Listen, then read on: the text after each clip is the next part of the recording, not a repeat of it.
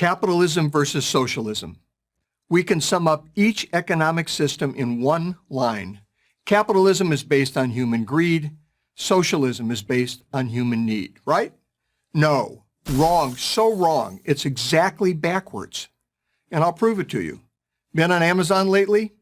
Each of the thousands of products Amazon offers represents the work of people who believe they have something you want or need.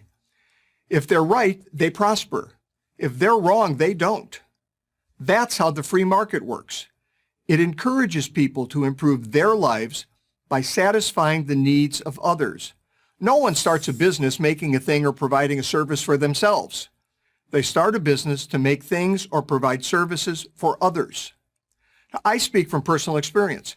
When I was the CEO of the company that owns Carl's Jr. and Hardee's restaurant chains, we spent millions of dollars every year trying to determine what customers wanted.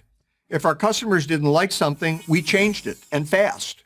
Because if we didn't, our competitors would, pun intended, eat us for lunch. The consumer, that's you, has the ultimate power.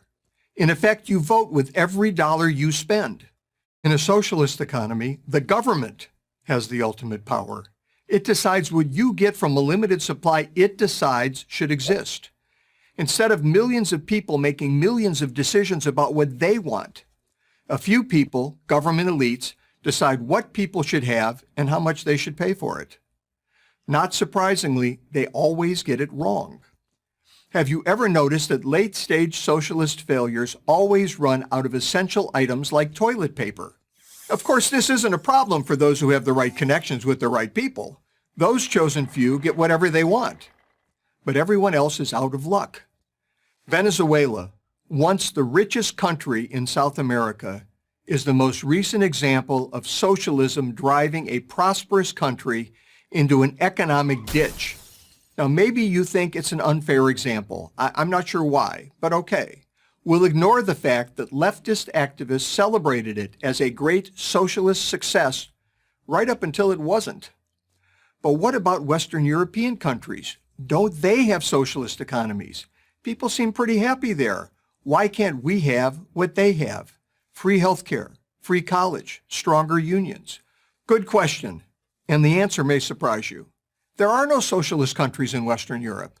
Most are just as capitalist as the United States. The only difference, and it's a big one, is that they offer more government benefits than the U.S. does. We can argue about the cost of these benefits and the point at which they reduce individual initiative, thus doing more harm than good. Scandinavians have been debating those questions for years. But only a free market capitalist economy can produce the wealth necessary to sustain all of the supposedly free stuff Europeans enjoy. To get the free stuff, after all, you have to create enough wealth to generate enough tax revenue to pay for everything the government gives away. Without capitalism, you're Venezuela. In a 2015 speech at Harvard, Denmark's prime minister took great pains to make this point. I know that some people in the U.S. associate the Nordic model with socialism. Therefore, I would like to make one thing clear. Denmark is far from a socialist planned economy. Denmark is a market economy. So when you point to Denmark as a paragon of socialism, you're really singing the praises of capitalism. The more capitalism, the less socialism you need. Look at America since 2017. A policy of lower taxes and less government regulation, that's more capitalism, has led to a robust economic expansion, something thought impossible just a few years earlier. Unemployment, notably among minority groups typically most at risk for poverty, is at a generational low. Economic expansion gets people off welfare and into work. That's less socialism. None of this requires a degree in economics. Common sense is all you need. That's why it's so frustrating to see young people praising socialism and criticizing capitalism. It's bad enough that they're working against their own interests. Better job prospects, better wages, personal freedom. But they're also working against the interests of the less fortunate.